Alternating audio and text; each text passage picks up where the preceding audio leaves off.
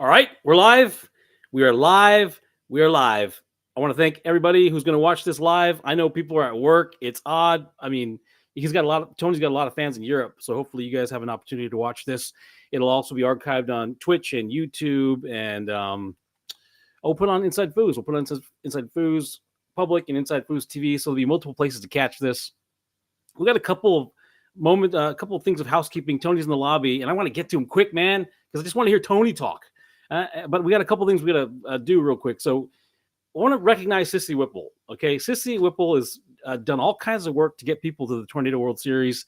She's reached out to media. She's using her resources, and my glasses are falling. She's doing all kinds of great stuff as an advocate of this event. Tony's an advocate. We're going to talk to him about this too, but there's something that Sissy showed me that I wasn't familiar with, and I think I'm going to take a couple seconds to show you something she showed me. Let's just play this real quick. It's been called by a couple of different names, but whether you call it foosball or table soccer, you may be happy to know as of today, we are the first state in the United States to recognize it as a sport.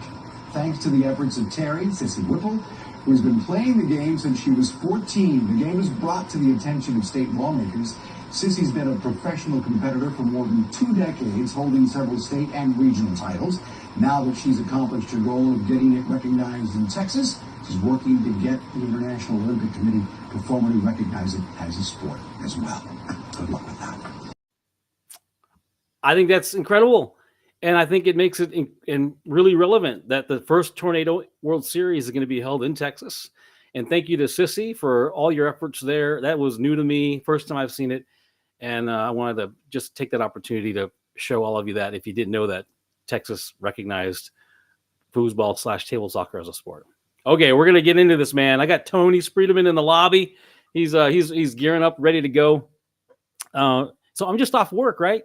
I'm off work, and then I take a quick shower and I jump in here. And Pandemonium. The idea behind Pandemonium is just kind of, it's random.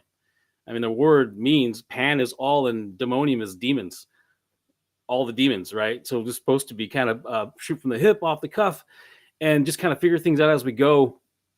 As I was preparing for the show, I downloaded 5 different matches for Tony to analyze, and I was struggling because, there's and this is Pandemonium. There are levels, and it's really, really gratifying to talk to Tony, man. I mean, like when we talk about there are levels, not all masters are the same by a mile, right? And this isn't any craft in anything. There are levels. I think one of my favorite examples is a story from jiu-jitsu. Now there's all these black belts in jiu-jitsu, right? And there's these stories about this one incredible black belt named Rickson Gracie. And so there's a world champion. He's a heavyweight world. His name is Paulo Filho. He's a world champion, top of his class, master black belt jiu-jitsu practitioner. And he goes to train with Rickson Gracie in Brazil. And Rickson just like submits this guy over and over and over. You can find the story on the Joe Rogan podcast. And it's a reminder that there are all these different levels. And, talking to Tony and and seeing him. I think the first time I met him, I think he was 17, and he moved to California. He was living in California, and he was learning a trade, and he hadn't won a world championship yet, and he was already a superstar. He'd done all the things we wanted to do. Right, he went to the world championships. Quick story: he went to the world championships, won everything, like expert, amateur, rookie, all the shit. And when my first world championship, I went with my buddy Fernando in 1990, and we circled everything. We thought we were going to win everything, and we won like one thing barely. Tony actually did, so he's already like a blossoming megastar. And I meet him, and he's a great, humble teenager. He's a very, very young man. And I've seen him go from like young master who had already put the thousands of hours on the table to like a master that we don't think we've ever seen this kind of master before. I mean, who else has put this much time and energy and mental commitment? So we want to get into the levels, but of the matches we picked from. I picked this. This is going to be it'll probably never happen again, but I picked a match that he lost, and it's his world championship final versus Frederic Collignon. And not to shock you or surprise you, but this was his first championship final. Well, that's what we're going to analyze. I got to bring Tony here. I got to stop talking, man. I just got to bring the superstar in right now. Dude, what's up, man? How are you? Good. How you doing? Dude, great, man. I see a Leonhardt back there, and this is your passes, man. I mean, you're out there. You got a Filoro shirt on? What's up, dude? Yeah. Yeah, happy to be here. I just got back from our local club. We have the Bonzini Worlds this week. So I've been putting some time in just before we come to the Tornado tournament in Dallas. So tell us about that. I mean, what does that look like? What does putting time in mean? Tell me a little bit about that. Like training. How do you do it? Well, to be honest, I haven't put in as much as I would like, but just the past did about 5 hours today, 7 hours the day before that, and a small local tournament before that.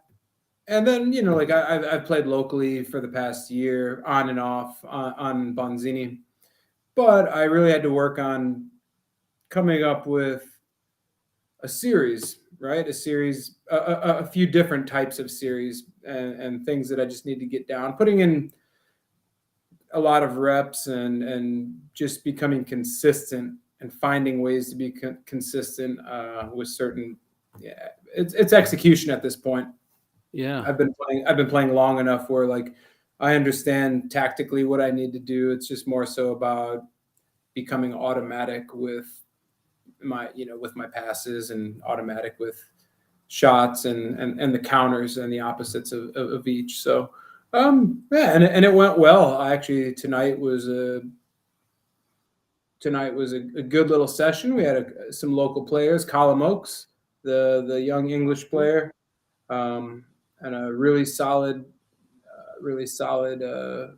couple Romanian guys, Vlad and Bogdan, who are really good players. And so it was a good session and getting ready to go. Like I'm super excited.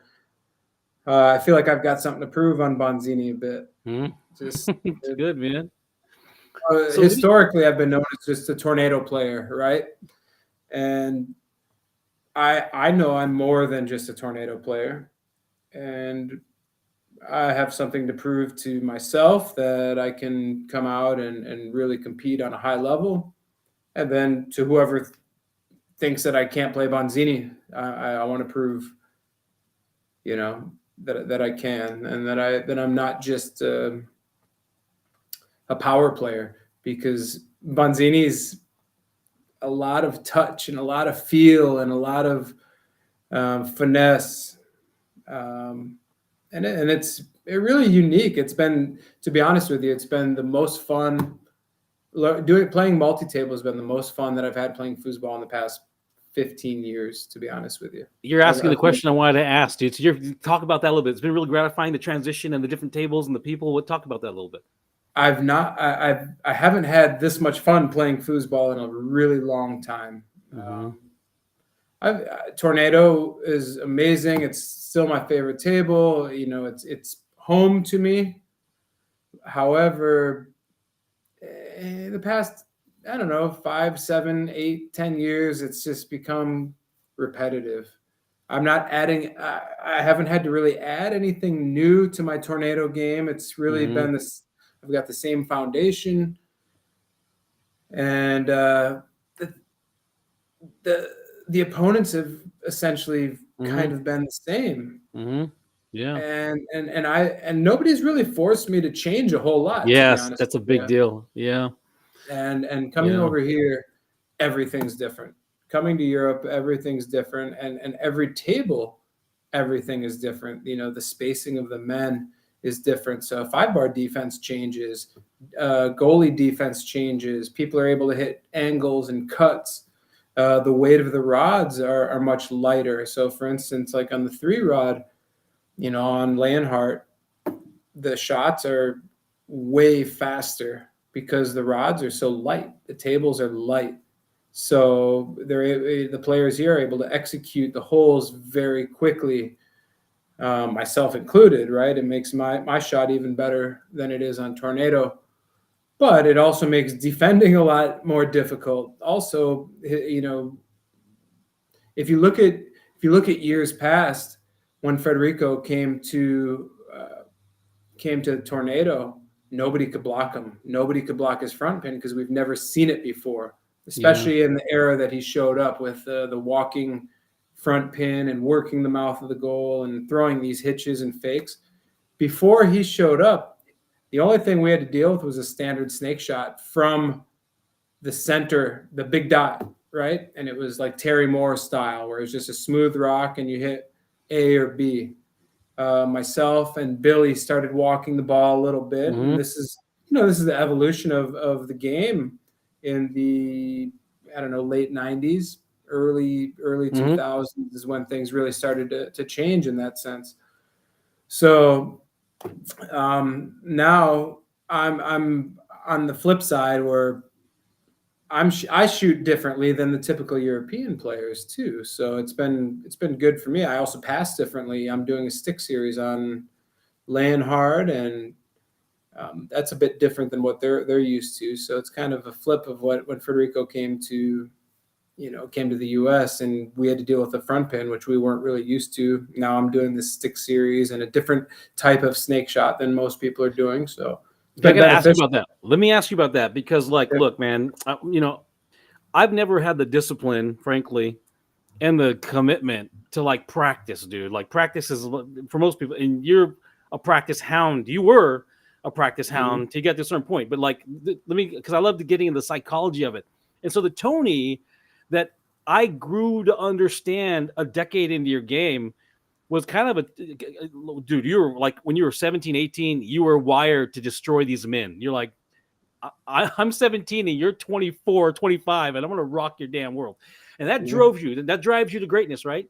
But then the Tony later on that kind of got maybe a little fatigued and maybe a little kind of was like looking for that thing, like not unlike the analogy for me is Michael Jordan. Like, if you like Michael Jordan would burn out, he'd be walking up the court and you had to say something to him. You said the wrong thing to him, he was going to set you on fire. He was going to pour gasoline and set you on fire. So now He's, we he looks for the reason. He dude, looks for a reason frankly, you to were make looking for it the, personal. and you found it. You would find that thing. You would find that thing, and you just wreck people. And you can only you have to evolve your greatness because of when you become all right. You get to a point, you leave. Are you telling me that thing is being revitalized in reconstructing your game and understanding it through different tables? I mean, talk to me a little bit about that. Yeah. So basically, it's a new challenge, Mm-hmm. right? Everything that I do on Tornado, none of it translates to the other tables. So you can't do hard lane passes. The way that I strike the ball on Tornado, I really hit the ball so hard. I hammer it on my lane passes, my wall passes. There's no finesse whatsoever in my Tornado game. Oh no, he's frozen for me for a little bit. We gotta see if he Me comes with back. this There, he's back. You froze for a back. second. Just 1 second. You're back. Go for it. Sorry. Yeah, like I said, none of my Tornado game really translates to these other tables. I hit the ball very, very hard on Tornado, and you just can't do that on Bunzini or Leonhardt. Leonhardt a little bit, you can kind of, but I still got to take. It's still like half speed or 3/4 of the power that I strike the ball Tornado. So I've got to have a little bit more touch and more feel. And to be honest, it's so frustrating because everything that's automatic to me, everything, that I've been able to, Yeah. the most difficult part for me is I can see everything that I want to do. I can see the holes, I can understand the defenses, but I can't necessarily execute instantly, right? Yeah. And that's a problem. So the ball's in a certain position and I want to go directly into a lane pass. I can't do it because the ball's in a weird position, or Yeah.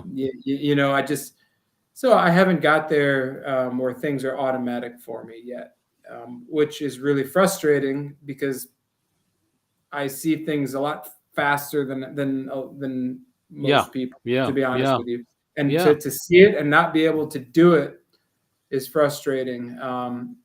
So I've actually, but at the same time, it's forced me to become more disciplined, right? Which Yeah. is also because I can see something on Tornado, boom, automatic, but it doesn't necessarily always work, whatever. So now I've actually forced myself to become a little bit more disciplined, more patient, Hmm. maybe not take so many chances. So it's been good for me. Yeah. It's the evolution of my game. If you watched me play the past Tornado Worlds last year, and then even Vegas, I played a much more controlled style than I had previously. And maybe a lot of it's because I don't play Tornado anymore, and physically physically on the table, I'm not as sharp. So I need Mm. to be a little bit more careful. I need to take my time and concentrate on execution a little bit more. Yeah. Yeah. And and it's worked out, to be honest with you. It's worked out for me. So No, that's awesome, dude. I think like look, I'm a shitty amateur disguised with pro points. I wouldn't even call myself an expert. I've had an opportunity to play you a couple times, and masters will understand this way better than I will on a foosball table. But like, there's like just blocking you. You got to worry about 100 flipping things, not excluding the 5 bar shot.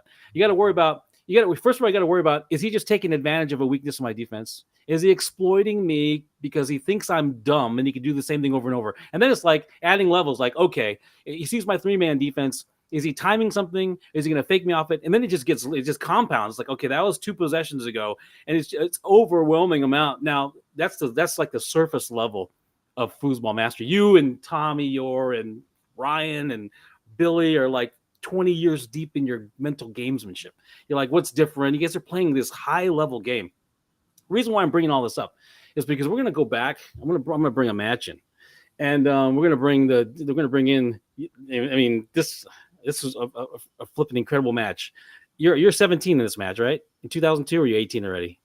17. Yeah, you're 17. Right? Because all right, you're 17 years old, and we're gonna get the match rolling here. And we just kind of want to, like, there's gonna be background noise, and it'll be Tom Yours horrible commentary. It'll be Jim, but we're just gonna get it rolling here. We want to know what you're feeling, what you're thinking, and I think this is like the reason why this match is important to me is because we see a lot of people get to second place and never get past it. They like that's where their mastery or their professional. I mean, and they just take their consummate second place finishers, and they'll get a win every once in a while. But then I mean, this is like the beginning. After you put all the time in, this is like, for me, it's the beginning of where your championship as a master, your levels as a master just elevate. So, what was the match, dude? I haven't seen this in a really long time. Good. I still have the same style too, right? Backwards hat. Yeah, dude. Oh man, that's awesome. Dude, so tell me, like, leading, like, what do you like? You just crushed a bunch of masters, bro. What's happening right now in your brain, dude? Tell me. Well, at this point, in my mind, I was a lot better than I really was. Looking back on the way that I played, I was horrible. Like if you were to compare this version of me to me now, this version of me is horrible. Absolutely. I I didn't understand foosball to the degree that I do now. I didn't understand it. However, I had confidence because because I didn't know any better, to be honest with you. Do you remember who? Do you remember the murderous row of masters you beat to get here? Yeah, I think I beat Dave Gummison. I beat Terry Moore, Terry Rue for the to get to winners bracket. Those were the three off the top of my head. There's Lewis. Also, I remember this was really big. I lost to Federico for the king seed, I believe.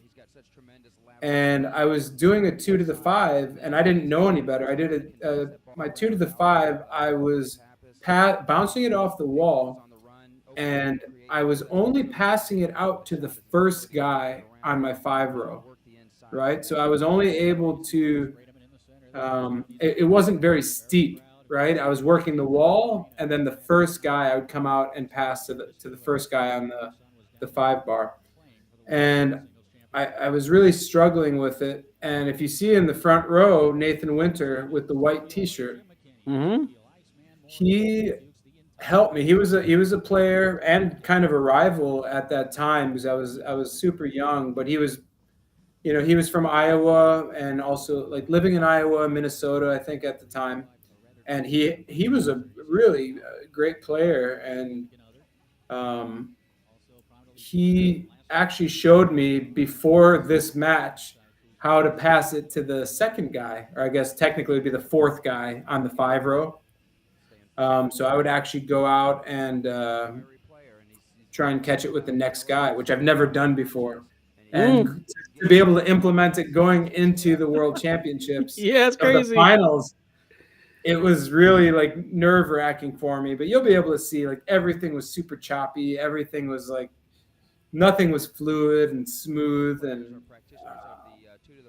but I didn't know any better. That's what I knew at this point. My shot was smooth. I didn't. Dude, you say all that, but that's what I mean. Like that was enough to decimate every expert, amateur, and rookie the year before. You just wrecked them all, right? How about this? This is I wish they would actually bring this back. The serve, right? How great is that? Yeah, dude. Tell me why. I know we did that for standardization, ITSM, blah, blah, blah. Like, would you think there's added an element of intrigue or like little anxiety, or like just because it's Tornado classic nostalgia? Why do you? I don't know. I think it's an element of the game that's kind of been lost. If you ask like the young players today, even not even that young, ask someone like Blake Robertson or Tommy Jr. Yeah. I don't think they know how to serve the ball. It's hilarious, dude. I've seen people pop that ball up on match ball because of bad serves. I've seen it happen. I've done it. I've done it. So yeah. And then also I just blocked it off the table and we're reserving it again. So I'm actually interested. I haven't seen this in a very, very long time. So kind of a little hesitation wall, probably. And I guess Federico's probably never dealt with this type of series in Europe either. But again, standard, rocking it in the middle.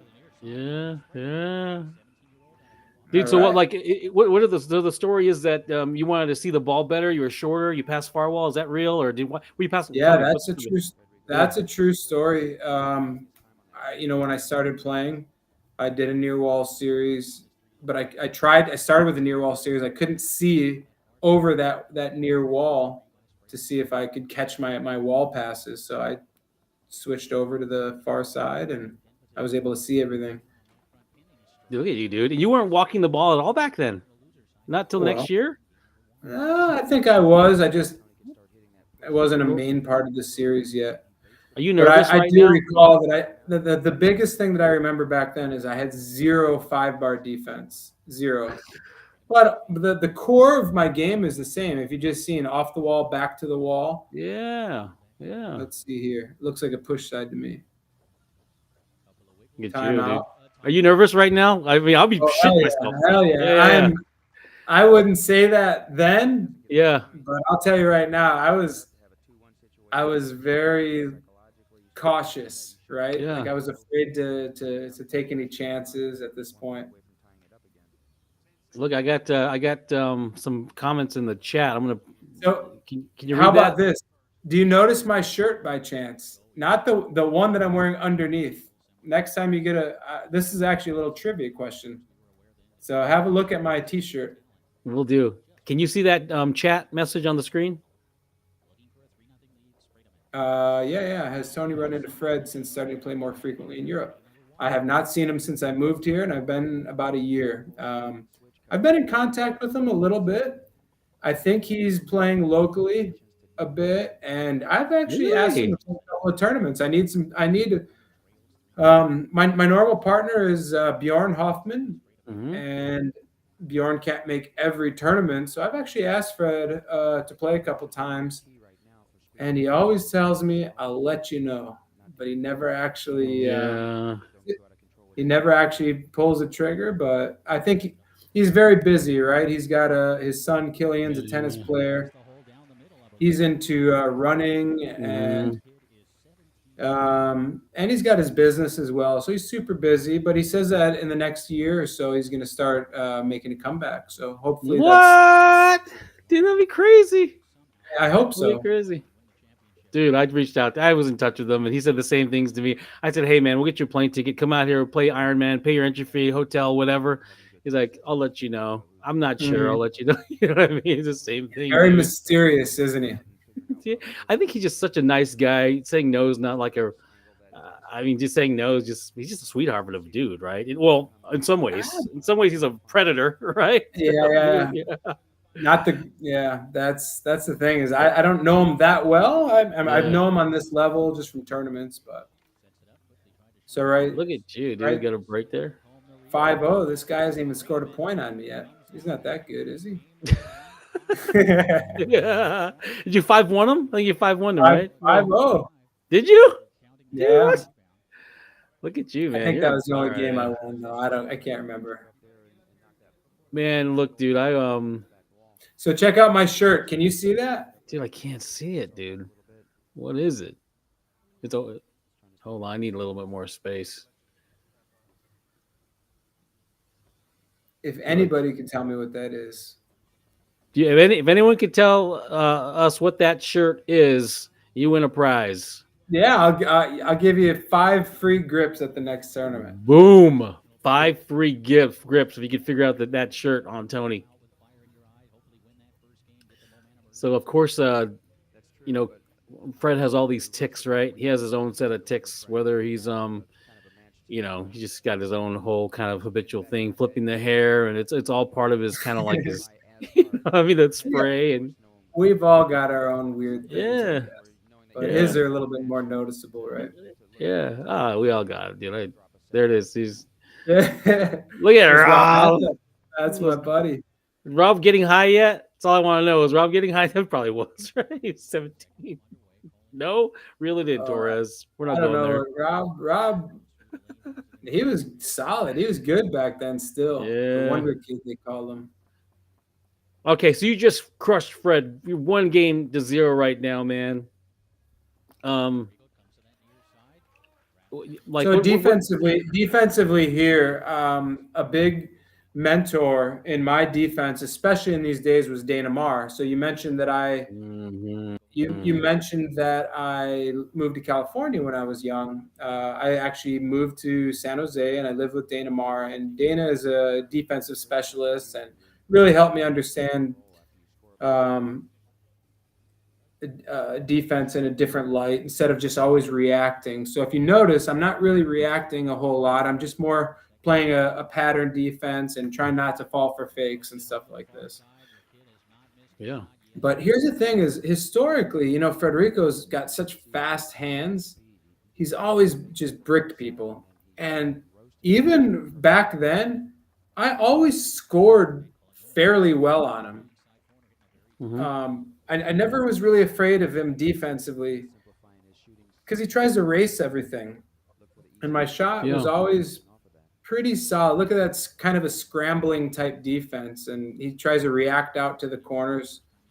Yeah. And I always historically, I mean, he's going to get his percentage because he's just that good. But I never really felt threatened by his defense all that much. My biggest problem in this, especially in this era, was my 5-bar defense, which it still is. I still struggle with it. I'm just I never really know exactly where to be. I'm much better now than back then. But if you watch my 5-bar defense, I'm always just kind of like chasing and kind of in no man's land.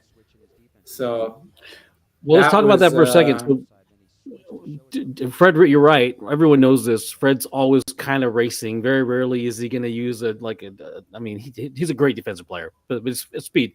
How do you attack someone who's trying to race you to the corners? Are you just trying to off time? Are you anticipating better than they're timing you, or what are you doing? Well, that's the thing is, especially on my push side back then, my push side as it is now, it's just really hard to race because I hit it quickly and I hit it kind of without any movement, without a hitch or any kind of shoulder movement, and it goes deep to the corners. So my pull side historically has always been a little bit slower, but because it's slower, I know how to like throw hitches. Someone that's going to race or react, you can, and this goes for me as well because I'm a racer and reactor. Somebody that knows how to use their speed against them, so I can throw a big hitch or a big movement in order to get them to jump, and that's where my shot, even back then, varied from someone like Terry Moore, who's just going to sit here and rock like a steady, time a hole. I'm able to like throw these big movements to get them to jump and react, more so than the traditional snake back then. And again, it's evolved, since then. But how has your 5-bar defense evolved, which is a big struggle for everybody, dude? Everybody's not a master, and who doesn't have good tails on their competitor? What's your kind of theory on blocking on the 5-bar? Again, it depends on the table, and this is what I've learned now. I was like, I think on Tornado, my 5-bar D is really, really pretty solid. But when you play the other tables, I was struggling tonight on Bonzini because there's like 2 or 3 different lane passes that you can hit, right? So you actually have to, and same thing with Leonhardt because the gaps are much bigger, the angles are much bigger. So you almost have to play. A completely different style, like something that I would never do on Tornado. You have to kind of do on these other tables, and that's sitting in no man's land. Interesting. And why? Because you're trying to anticipate, or because you're trying to throw them off, make them make a hard decision? What's happening? Because if you're like on Tornado, it's very A and B, right? It's a lot of lane and wall. Because of the shape of the foot is so big on Tornado, and not just width-wise, but I'm talking like depth, because it's the guy, the depth of the man is bigger, so that actually cuts down some of the angles. So it's very like lane and wall, and then you'll have an occasional, like someone like Todd will do we call it the tweener, right? Where it's like, just like it's kind of it is in no man's land, but not many people pass like this, right? It's going to be, if I'm on the wall, it's going to be just on this side of the first man, of the man there. So on these other tables with chip passes and these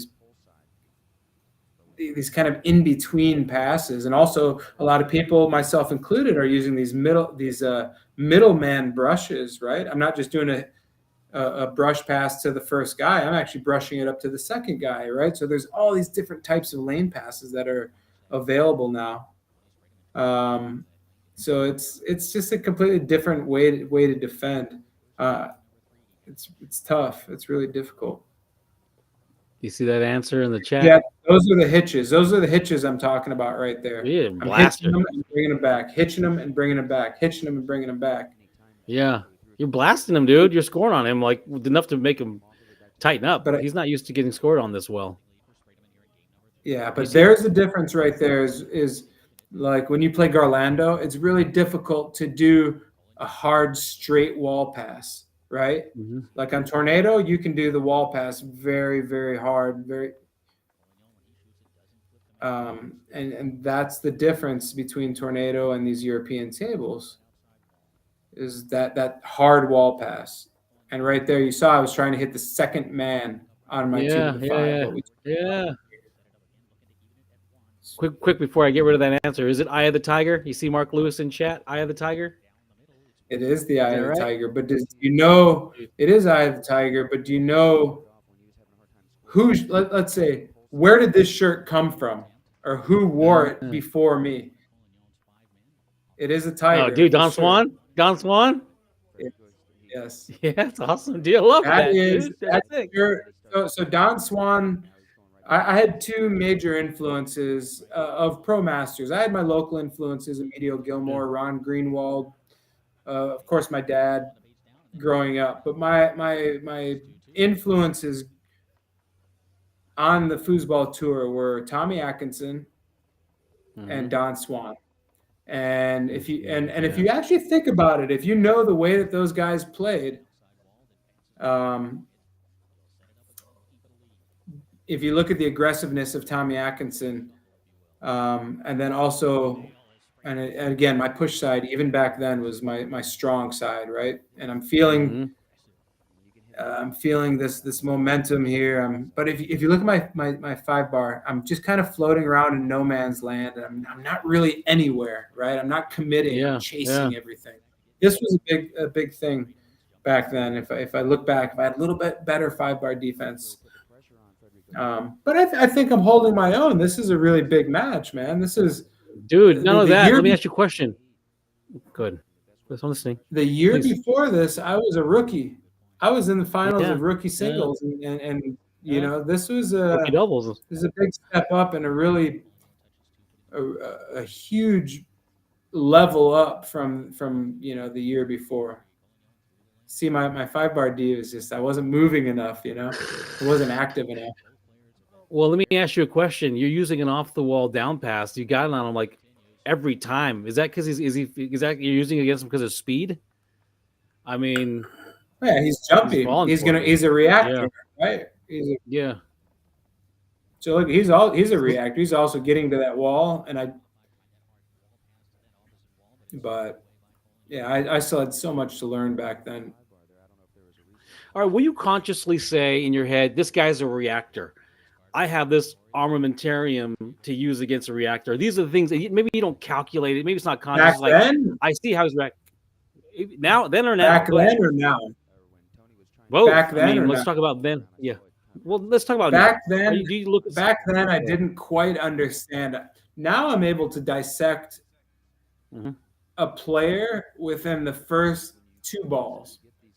I could tell you which type of player they are within 2 to 3 balls, and it's just a matter of it takes a couple shots. I'm gonna throw a hitch or a movement, on the 5 bar or the 3, and I'll be able to.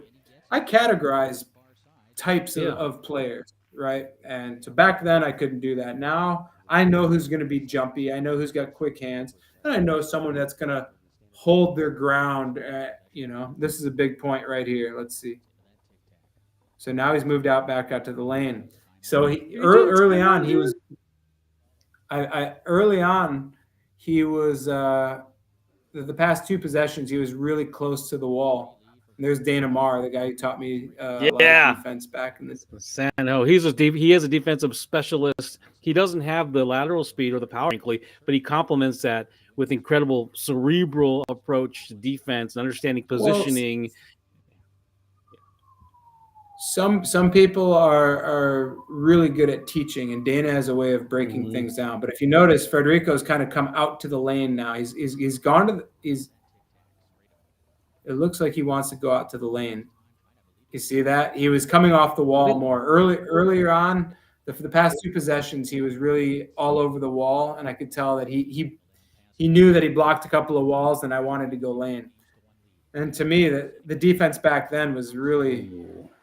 I'm watching his defense, and I think I would just shred it now. He wouldn't really have much of a chance, to be honest. Hilarious. With that what is it about his 5 bar offense, though?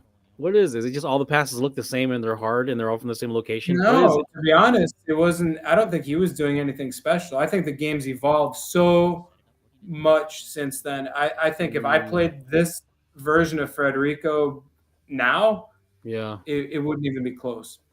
Dude, I'm gonna clip that. I'm gonna just send that to Fred. Be like, dude, Tony just wreck you. And I'll tell him myself. I think he'll probably, I'll to be yeah, honest with you, I think yeah, he'll yeah, tell yeah. you.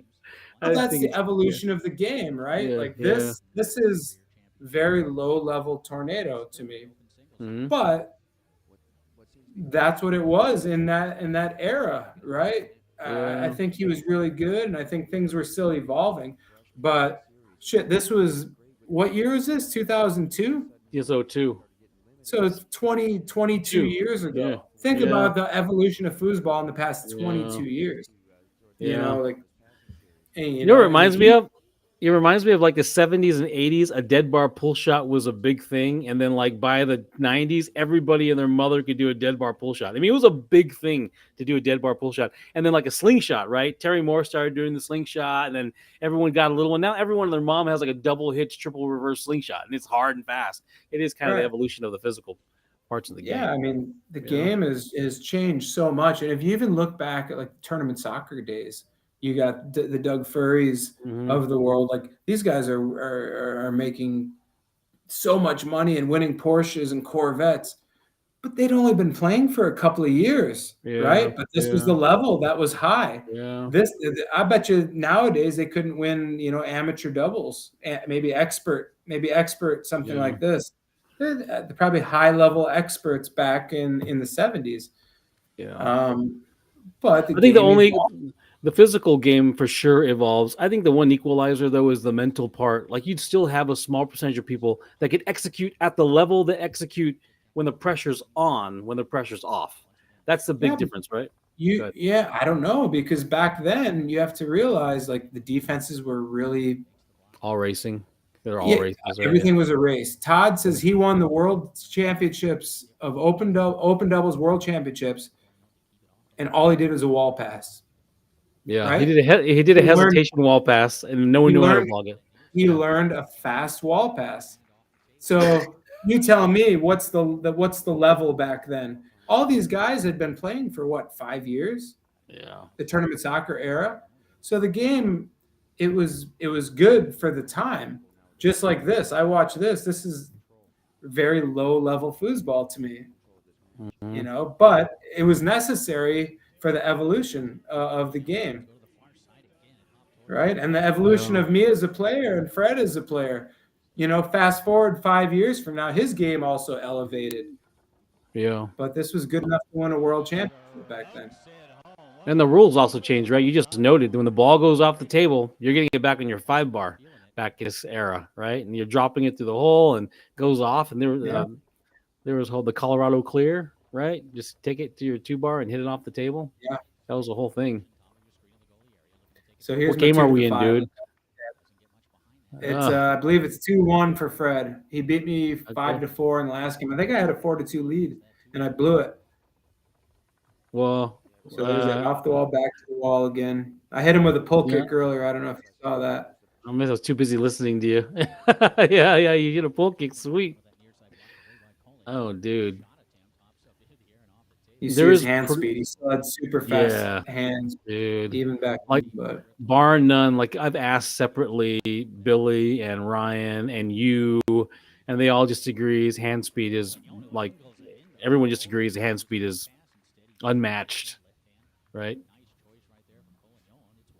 yeah, he's fast. But Yeah, I don't know. Like to me, I've always been fast as well. So I've never put that much emphasis on it because he's never been fast enough to abuse me with speed. There's yeah. certain guys, slow players that he could just dead race. He's never been able to do that to me. So he's fast, but like so am I, right? Guys like Yeah, Tommy yeah, Orr or Brandon Munoz, sure they're yeah. fast, but they can never take advantage of me with their speed. So I've never really, and again, I've Mhm. scored on him well historically. So it was never really an issue for me, to be honest with me. If anything, I would use the speed against him. Yeah, you So are right now. Whether you're intuitively doing it or consciously doing it, you're using things that are working over and over, especially on the five see, it bar. had that little You're passing. hitch to the push side. I'm walking it a little bit, Oh right? wow, nice. Yeah, that's good. That's good, man. Look at you, Yeah, man. it's kind of cool to watch, man. This is it's like a little Dude, baby this version of what it's 1,000% what it is, dude. You're a little 17 years tiny old. You're baby like version. nomadic. You're like just out of the womb, dude. I mean, yeah, you won all that stuff the year before, but in the blink of an eye, you meet a whole bunch of good players to get here. And So you see that? I I think, went to the second guy on that one. I didn't yeah, actually bring the 5 bar off of the wall, but it did go to the second guy, which was a big thing for me. Fake a 5 bar shot, take a were you timeout. doing a lot of were you doing a lot of five bar shots back then? Oh yeah. I don't know. Everything. Yeah, My game. I mean, realistically, my tornado game is pretty much the same, just in its like dude, infancy, you. basically. I don't know. Like maybe you say that because you're on the inside. From the outside looking in, it feels like you added 20 different types of five bar shots, like a whole other arsenal of just five bar shots. I don't know. To speak to it, is I that don't real? think that.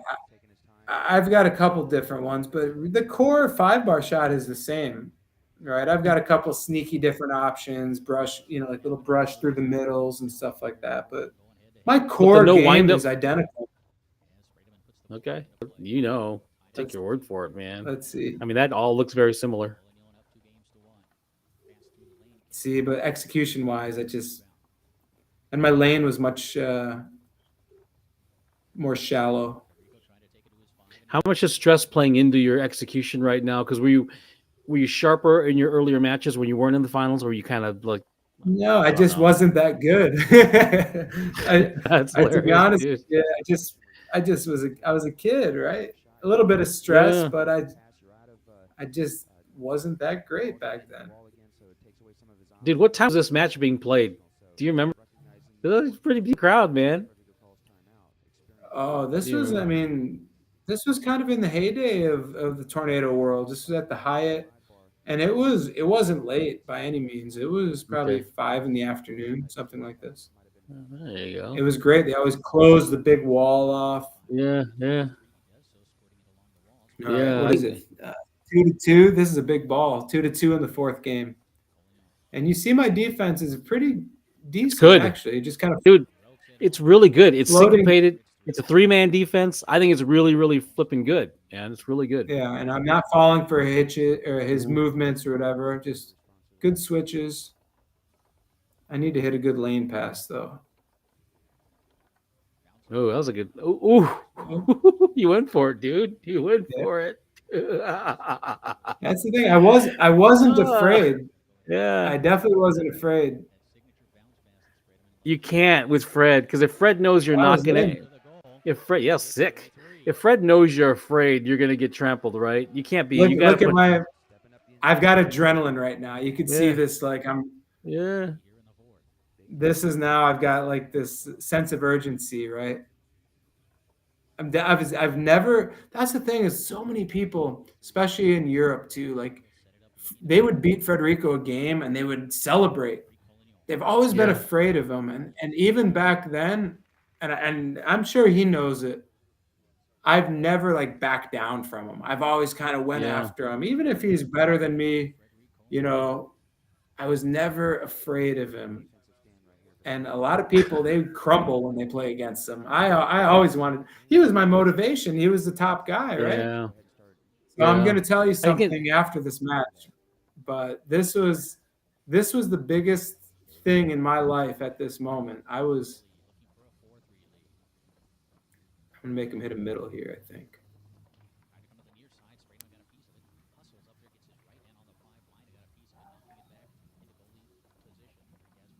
Get you taking risks, dude. Keeping him on his toes. Yeah, that risk is more so because I'm not confident in my 2 to the 5. Really, as you can't tell because it's like it looks premeditated. Another timeout coming up. That's or maybe he reset me. I don't know. Yeah, timeout. Yeah, this is huge. Did you But feel to be anything? honest with you, Feel if I'm looking back on this, or if I'm commentating, I'm Yeah. saying, damn, this 17-year-old kid, he's making good Yeah. choices, right? A good Yeah. timeout. This is a big ball. Yeah.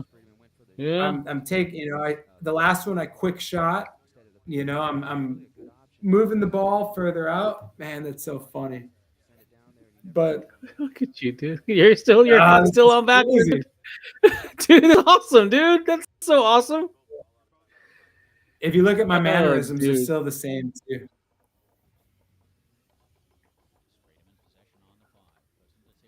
Nice. Come on. Look at Set my you. guys. See those little movements right there? Those little hitches? Yeah. Oh. Oh, Oh that my was a good gosh. grab.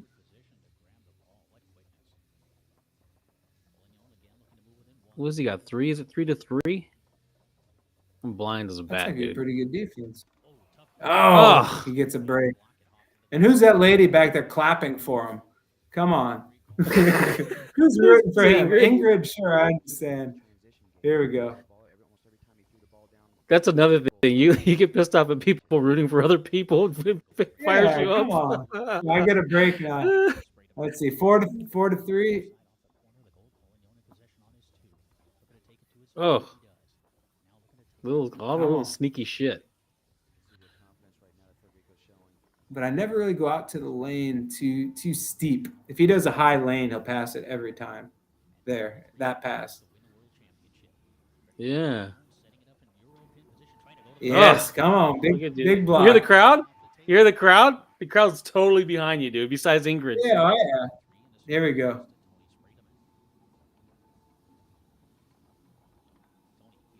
Ooh, bruiser, dude. That pass looks simple sometimes, man. My execution was good for the most part. It was fast back then. Yeah. Ooh, boom. 4-4. Dude, look at you. Look at me. Baby Tony. The heat's on Fred. And it is because he's your motivation. It does work the other way. He's the one who's scared, dude. He's scared. Oh, big block. I knew he was going lane there. I remember that move, that moment. Little push shot. Look at you. You thinking about shooting because you're all fired up? I don't know what I'm going to do. Yes, my new pass, Nathan Winter. Dude. Thank you. You just learned that going into the match. That's crazy. The match before the match. Sick. And I know what happens here. This is my nightmare. Oh, dude, that's it? Oh, don't act like you're upset, Fred. You don't give a shit. I'll tell you what, that shot right there haunted me. Really? Completely haunted me for the next year. My local, I think he might have tipped it. It hit the corner and went back into my own goal. Directly after this match, one of my local mentors, Ron Greenwald, I went over the corner and I just kind of sat there and trying to process. Yeah. Whatever. And Ron, it's just how he is. He was one of the local pros, and he's kind of a hard ass. And he'd come over to me and he goes, "What are you gonna do? Cry about it?" Oh, and yeah. This was the most important thing in my life, right? And he just is taking a fucking knife or a dagger and just, twisting. He's twisting. Dude, what's that all about? Do? Cry about it? Yeah. So I was so heartbroken after, not just that I lost, but almost the way that I went down, And I went home after this tournament, and I had a laptop because that was a big deal back then. This is 2002. I bought my own computer or whatever, and I found a picture of Federico. Nice. I love this. And I made him my screensaver for the whole year. So Yeah. every time, and it was a really like annoying picture. He had this little smirk on his face. Hilarious. That's good. And I put his mug right on in the middle of my screen. So every day that I turned on my computer, I had to look at his face, and all it did is remind me to go practice. So I wanted to beat his ass so bad the next year. Like that was my main goal.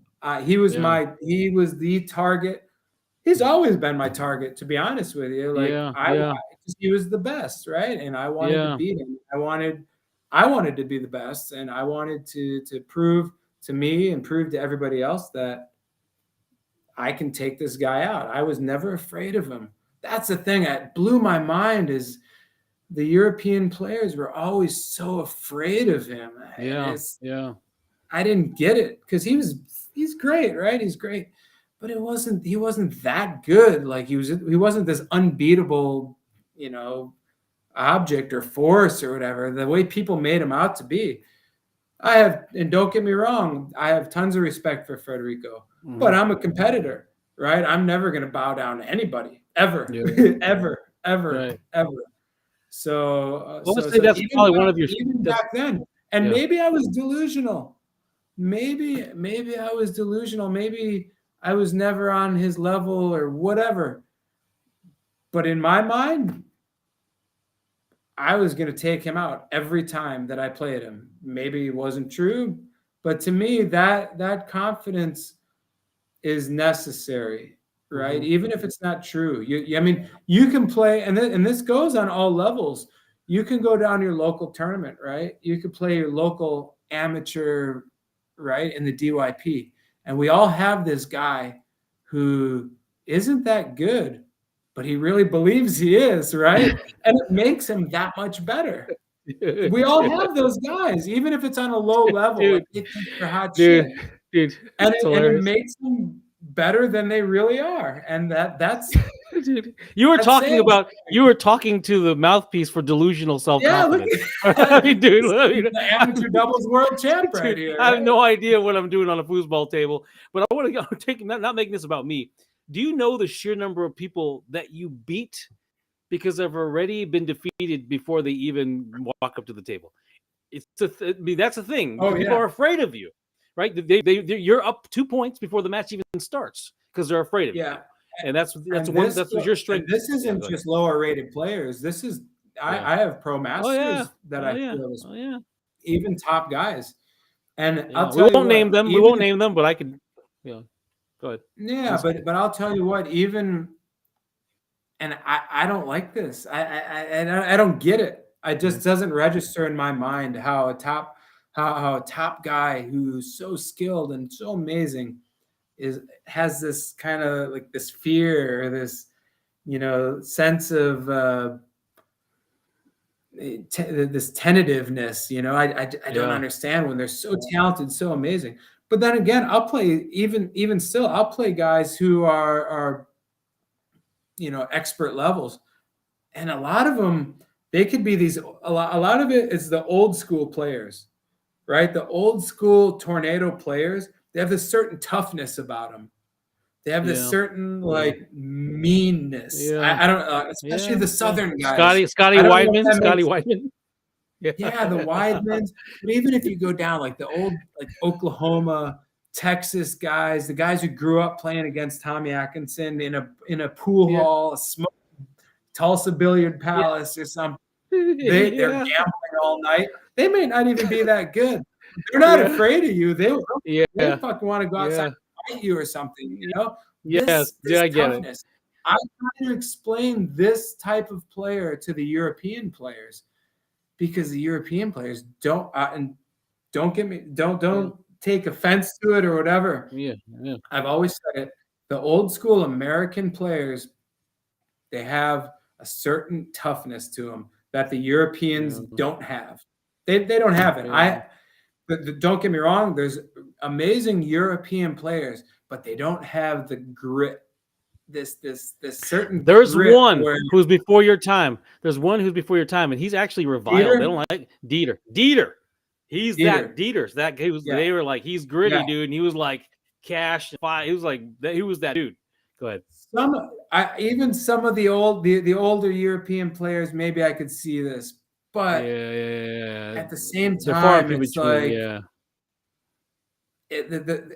and maybe it's the origin of the game. It's more of a sport over here, right? People are more professional with Yeah. it, where it's like if if you're in a heated match in Tulsa or in Dallas or Houston in the early 90s, you got to worry about getting beat up afterwards or something. These guys they're just tough, Yeah. they I don't know what it is, but they took it to another level, like New Orleans too, like the Louisiana guys. They Yeah. have this Yeah. certain toughness about them, and that uh, when I grew up playing, even in this match that we just watched, I was 17 years old. Mm-hmm.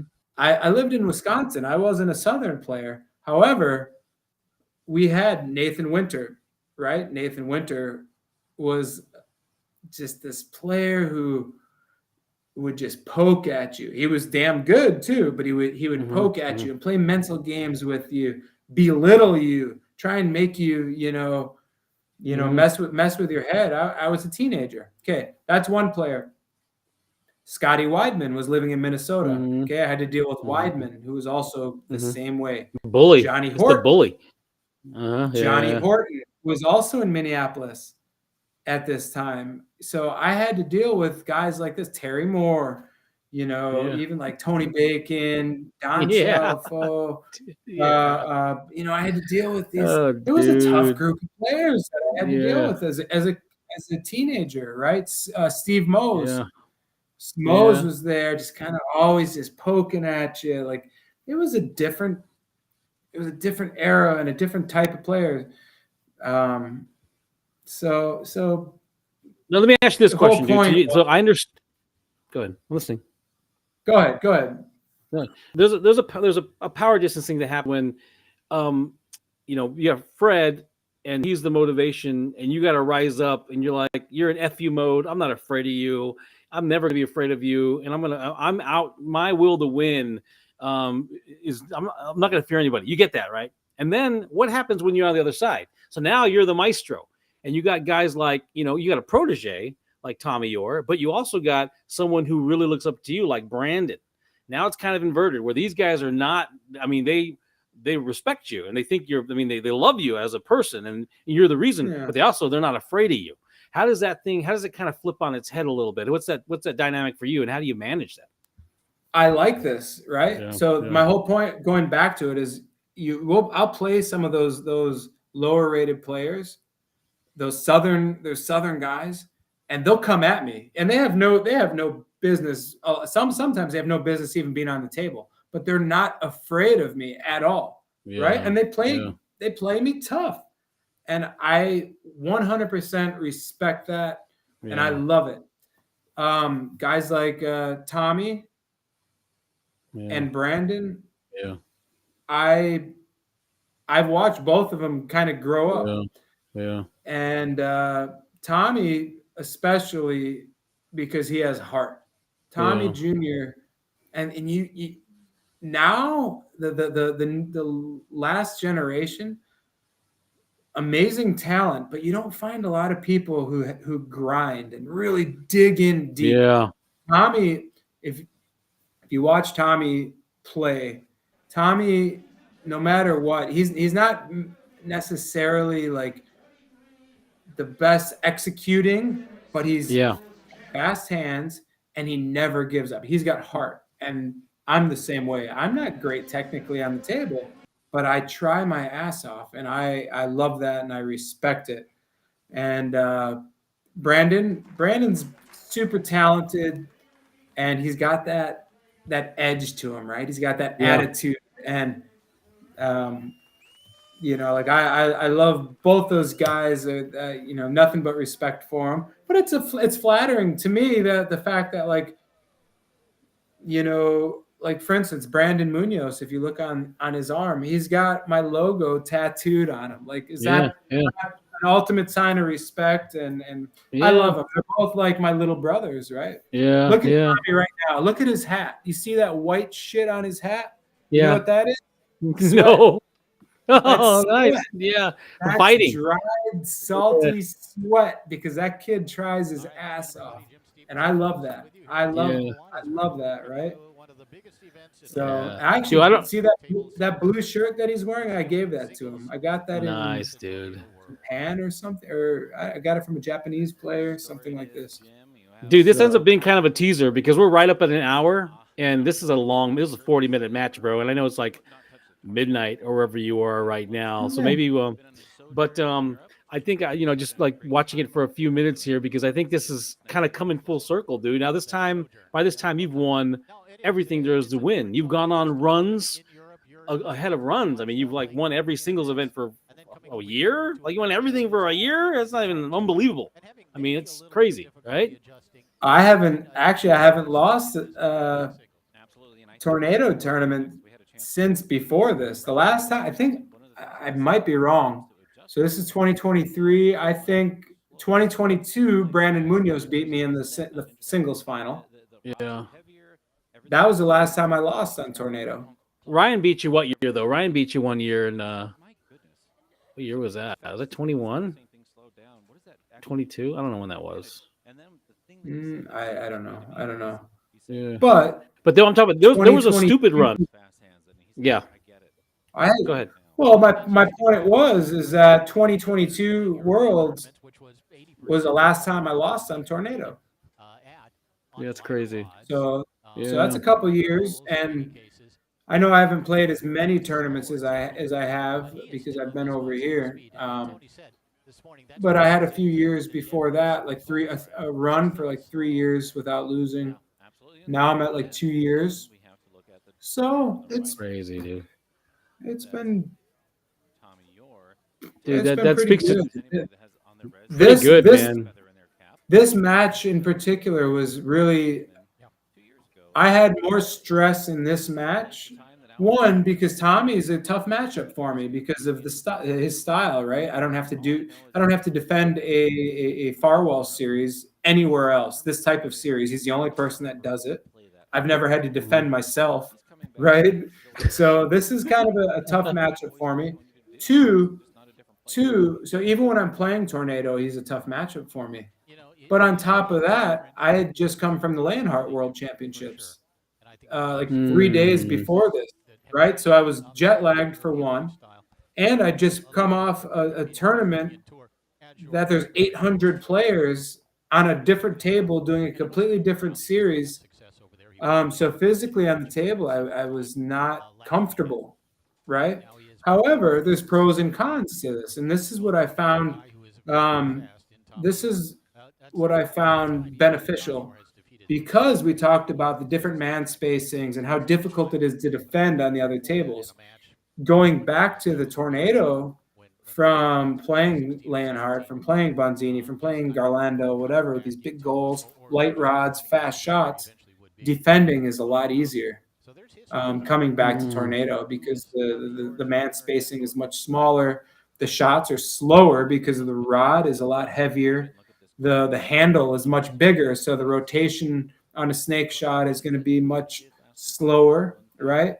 So everything's a tad slower. So I focus more defensively at this tournament than I did offensively. I've always been an offensive-minded person where I would pass it and score it, and then I wouldn't even care defensively. I would run a percentage-based defense, right? I would move my guys, kind of like a Lewis shuffle. I'm gonna get a percentage on everybody, and that's good enough. I didn't really care to dial in and look at ball positioning or to look at to break down a defense like these top goalies. I've never done that, but because physically on the offensive standpoint, I was really lacking because I was out of practice on Tornado. At this point, it would been like 10 months or something since I touched Tornado. And so I really focused defensively and, really tried to especially against Tommy in this moment.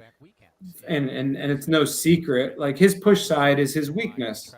right? He has his pull side. He bangs it. He hits it so automatic, and he can tap to the push and go all the way back to the pull. His whole shot is actually as similar of players as we are. He and I are the opposite on the 3-row, where everything I do is based off the push side, because my pull side was my weakness. His push side is his weakness, so he has to get creative to get a good push side. So I remember, like, historically, I'd always do kind of a shuffle type defense. If you notice in this match, I'm going to start with kind of a Ryan Moore type defense, or an Eric Hiltner, the kind of defense that they do to me.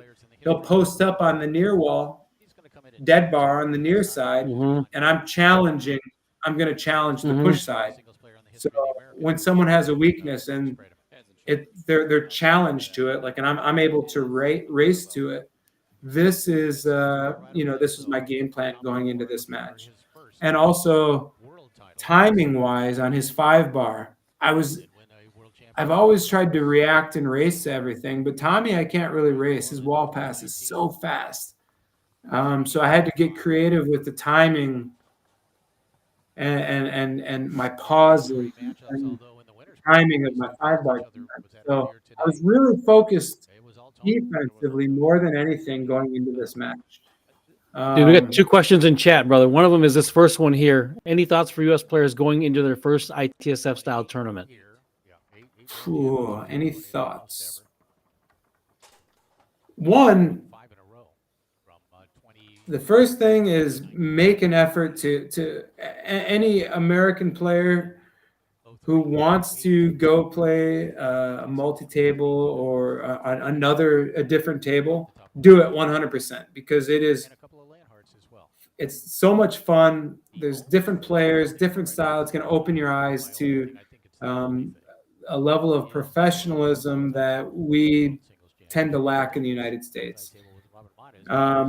They do things really, really well in Europe. And if you're not used to the tables, keep it basic, right? We try and don't try to play the other tables like they're Tornado. Because so many times, like when I first started playing multi-table, I'm like, this table sucks because, I can't do this, I can't do this. It's not like Tornado. Well, guess what? It's not Tornado, right? It's not Tornado. So don't try and treat it like one. Watch the top players. Watch the local players. If you go to a Bonzini, watch the French players. Watch how they play the table, because most likely they're playing that way for a reason, because this is what the table allows. These European tables, I can't tic-tac the ball. You see me playing these other tables. I'm not doing a far wall tic-tac, all this pull kicks. You know why? Because I can't do it. The table doesn't really allow for it. But I'm able to do different types of passes and different types of shots. So watch the top guys on these tables and watch what the table allows for, and build your game off of that. And don't get discouraged because you can't do your Tornado style. Just have an open mind, right? Have an open mind when you play the other tables, and go into it as a blank slate and try to be creative, and don't try and play it like a Tornado, because it's not a Tornado, right? How about for the Tornado World Series as an ITSF event? It's Tornado, yeah, but it's Swiss. It's 6 match. Everyone plays 6 matches, no matter what event you play in. You get Swiss style. What do you have any guidance? I think it could also mean first ITSF event in the U.S. Any coaching? So I don't know. So you tell me, with the Swiss style, is everybody going to qualify, or is there going to be an elimination? Is there going to be five qualifying matches, and then you get 2 brackets, and then it splits off into 2-step bracket. Go ahead. Okay. So obviously you want to qualify, right? You want to qualify, so you have to put forth a lot of effort in the qualifying rounds. Me, I think I'm seeded, so I don't necessarily have to worry about the whole qualifying phase. I know a lot of the players, but for instance, you can use the qualifying phases. Let's say if there's 5 rounds and you've won 3 already, you can be creative on the qualifying rounds. I'm more strategic when it comes to qualifiers. Like if I'm going to play somebody solid, like if I've won my first 3 matches, well, I think the way it goes, they match you up with other people who have also won their top 3 matches, which are generally going to be pretty good players. I'm already looking forward to the elimination rounds at this point, right? So if I've won my first 3 and I've got to play a good player in my 4th and 5th rounds, I'm setting things up in case I have to play those players in the elimination rounds. So I'm going to be testing different types of defenses. Are they reactionary players? Are they going to be, I'm going to work certain holes and give them more or less a false sense of security, right? Like, oh, sure, I'm going to go push side every time and I'll shoot right into their guys. And if I lose, I don't care because one, I'm already qualified. If I lose in elimination or in the qualifier rounds, I don't really care. Right. And this is kind of next level shit. This is next level. Like when I'm confident enough to know I'm going to make it through and I'm going to win my first couple rounds. But you can really get creative and set things up in the qualifying rounds and learn a lot about your opponent. Because going into, let's say I really work one side of the goal or really work the wall pass over and over and over and over.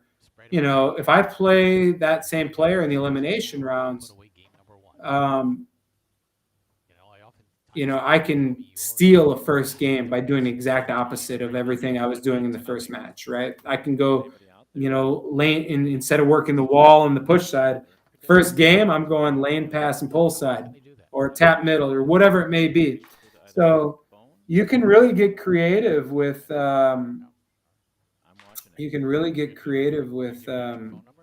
strategy, dealing with the elimination and the qualifying rounds, the elimination, right?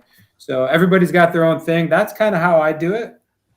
Yeah. I try and learn, and I don't care if I lose in the qualifier as long as I'm qualified. Yeah. If I lose my first couple qualifiers, that changes things, right? Yeah, right. That makes it tricky. But if you have a little breathing room, you can really set things up for later in the tournament, which I think is a really big benefit. So Dennis Ori, hey Dennis, how are you? What were you going to say after the last match? You said you were going to say something. Oh God, I don't know what I was going to say. Well, there's one of two things. Either it was go ahead. I know one of them was going to be the T-shirt that I was wearing. It was the Don Swan Tiger shirt, which him and Dave Gummison wore in 1997 Nationals, which was my very first tour event. And Don Swan was a huge influence on me. If you look at, like I said, Tommy Atkinson was a huge influence, just his aggressive demeanor. And then also, if you look at the way that Don Swan would play foosball, he was really into doing far wall passes, lots of left hooks. And if you remember, he had a double tip pull kick. So you can kind of see how he influenced me in the early days and the way that I played. Lots of 5-bar shots, far wall brush. But I incorporated my own style. But Don Swan always knew that he was a huge influence, and he gave me that shirt, and he signed it before the World Championships. I love that. It's good, dude. In 2002. So, and I still have the shirt. And fun fact, that was 2002. So 2020. So that my first tournament that I saw Don Swan, that was 97, and I think 2017, 20 years later, I wore that same shirt in the Nationals in New Orleans, and I won open singles wearing the same shirt 20 years later. So, just maybe I'm weird and that's awesome. That's superstitious, but I'm really sentimental about these types of things. I really get into this type of stuff. So, The other thing might have been that you were going to talk about the Nostalgic is the word I was looking for. I love it, dude. I love it. You're a little emo. I like it, dude. You're a little mush. Oh, I am. I'm really I'm emo. Nah, I'm not emo, but But you might I'm have a also hard been, color. dude. You're fine, dude. You were talking about. It might have been also the Federico wallpaper. You told the story about the wallpaper at the end of that match. I don't know if you were gonna. If that was your laptop paper. You might have been. But there was also a time I cut you off, and people get mad. And it's something you were going to say something, and I cut you off, and then I said something. There might have been something else you might have had a thought on. That The wallpaper. I put that wallpaper on every day. I turned my computer on. I had to look at his mug, and it was just motivation for me, right? Yeah. And it was my way of reminding myself that this is how much it meant to me and how much it hurt. Like, I'm a type of person that I need this, right? Mm-hmm. Someone pokes me, so I need a motivation to kind of get me going. And that's why you see me, like, someone starts saying something from the crowd, I look over. Dude. I need that kick in the ass and give me a reason, right? And that was my reason. Dude. And it had nothing to do with Fred. Like, Fred's a great champion, right? He's the best player who's ever played foosball. He's nothing but respect for him. I don't want to, misconstrue that. Like, I have nothing but respect. But I'm a competitor, and I'm never going to back down from him. That following year, my goal was to win the World Championships, and I wanted to beat him along the way, and I did. And I beat Federico, and that was a huge accomplishment for me to beat him. Unfortunately, I didn't have to play him in the finals. Mm-hmm. Because that would have been like really sweet for me to beat him in the finals. But Lewis Cartwright played an amazing match and beat him for winner losers bracket. And I beat Lewis in the finals. So, dude, I have that match queued up. It's fast. Dude, that match is fast, dude. Well, and just like I said, I need something, right? Yeah. I played Lewis Cartwright in the Super Doubles that year before. It was me and Emilio Gilmore against Lewis Cartwright and Trevor Park. And we beat him in open doubles. And Lewis was kind of like salty about it, right? Yeah. Because, again, I really wasn't that good. I know that. I wasn't that good back then. Yeah. But I had an unorthodox style of game. And when I watched Lewis, after Emilio and I beat him, he said something to me. And he goes, yeah, if you lived near me, you would never get a pass through. He made some real snarky comments. Yeah. That sounds like exactly something he would say. If you lived by me, like if he got to play me every day, I would never beat him because he would learn. And like, for me, I use that shit. Like, okay, dude, I just beat you. And you have something to say about it, right? Okay, whatever, And to be honest with you, I remember all of those little things. I just do. Dude, let me ask you a question. If we play again against each other in a serious match, are you gonna be like, you know what, mother effer, that time you were on the phone? Yeah. I remember. I know all of that shit. I remember all of it. It's hilarious. For those of you who don't know, I had to play Billy Pappas, or me and Rob Myers had to play Billy Pappas and Mark Torres in open doubles. For fourth or something. Yeah, it was a good match. And Billy really hadn't played much, and I hadn't played him in years. But it doesn't matter with Billy because he's a freak, right? He shows up and he's fucking amazing no matter what, right? And of course and he's playing with Mark, who I've never really played. I've never studied at Mark. To be honest, there's no video of me. No, I've never watched Mark. But those of you who don't know, he's good, right? Mark knows how to play foosball. He's not just an announcer or whatever. Whatever, dude. Yeah, he knows how to play foosball. Don't let him fool you. But Mark's got this, as we all know, he's got this attitude and this kind of snarky way about him, which when you have Billy as a partner, it can fuck with you, right? It really can. because he's going to run a good defense. He knows how to play. He knows how to play. And when you have, it's no different than someone like Bobby Diaz. Bobby, he's great, right? Yeah. But he's always had a really good partner too, which helps.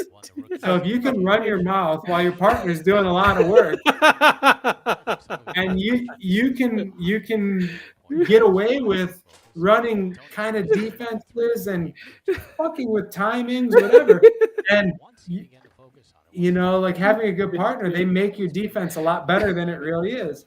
Well, anyway, long story short, I'm playing Billy and Mark, and Billy's being Billy, and Mark is taking phone calls to his wife in the middle of timeout, running his mouth. Oh, excuse me, let me take this.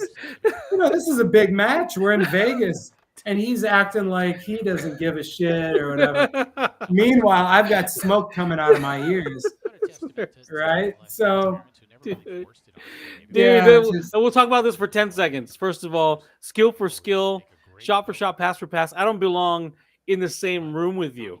The only way we were ever Billy was gonna have to do his thing, and I was gonna we got by, whatever, brother. I mean, it was fun for me. It was great. One thing I have is I'm not afraid of anybody either. I just don't care, right? Like, it's football for me. I'm not afraid of anybody. That goes a long way. It goes a long way, dude. This goes a long way. It's it's about having confidence. It's about having confidence, and you've got it. And that, point is, all these types of matches and all these little pokes and whatever. I remember every one of them. Yeah. I remember all of them, right? Well, but here's the thing that's beautiful about that. You've had an edge to you for 30 years. I mean, it might exactly 25 years. I don't know. You've had an edge to you, and it's helped you become the greatest of all time on Tornado. I'll qualify because you have things to prove on other football tables. You are clearly we talked, we debated it. We had conversations, and there's no doubt that on Tornado, you're the greatest of all time on Tornado. And it's been that edge, whatever it is. Go ahead. I appreciate that. And to be honest, I'm not a person who's like, I'm never gonna say like, oh, I'm great or whatever. However, on Tornado, I think I've done enough to warrant that title. Yeah. For sure. Right? Yeah. No doubt. I really do. I think I've earned it at this point where I've put in a lot of time and I've won a lot of shit. I think you've won everything you could possibly win in the United States. That's a body of work that someone would have to come over here and dominate for 20 years. Yeah, but not only that, I think I've changed the way foosball has been played. Yeah, for sure. Right? I think I've influenced the game a lot on Tornado, and also even here in Europe, to be honest with you, it's starting to change. If you realize, we watched back, I was walking the ball a little bit. I started walking the ball. Me and Billy started walking the ball when we were 13 years old, something like this, early 90s. It didn't happen before that. Now you can go anywhere in the world and people are tapping the snake around. That shit didn't exist. So to me, that's a proud moment to say that, like, I influenced foosball globally to some degry, right? Yeah. And to me, that's special. That's pretty cool to me. I don't know. Tornado, every time I see someone tic-tacking the ball or doing a firewall type series, I'm flattered. I think it's cool because nobody did that shit before. So I think it's fair to say at this point. And look at this guy right here. This guy, in your absence, is a lethal weapon. He's a lethal weapon. Like, he's challenged by you. He's deadly. Kid is so amazing and such a good character as well. Like, as a person, he's such a good kid. I have nothing but respect for Tommy. So what's his strategy here? What do you think he's trying to do defensively? You're seeing him. He's up far wall posting on the dead bar. What do you think he's trying to do? Tommy, he's got quick hands too. So he's gonna use his speed. He's gonna play the reverse, much like Eric does to me. Eric Hiltner was pretty much the first one to start doing that type of defense against me. He was my roommate for 6 years. So Eric was really, and so when you live with somebody for that long, you just get a feel for the timing and kind of what they're comfortable with or whatnot. So Dude, posted. And you have that off the wall pass. We've seen you do it 2002 onto this time, and you could clearly see it, right? I mean, you and can you see that one? Yeah, you get that off Tommy the just did the same one. Oh, dude. That to me, that is the best pass in foosball. Mm. No, that was a perfect shot. See what I'm talking about? His pull side is so good. But no, the off the wall, back to the wall is the best pass in foosball. Yeah. It's necessary in everybody's series, whether it's far wall, near wall.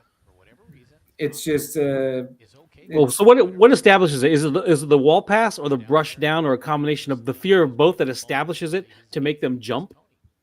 I mean, what do you think sets that pass up? Because you can't just do it. I mean, not everyone's going to jump off the wall like that, right? Well, it's set up by, again, people who are reactionary.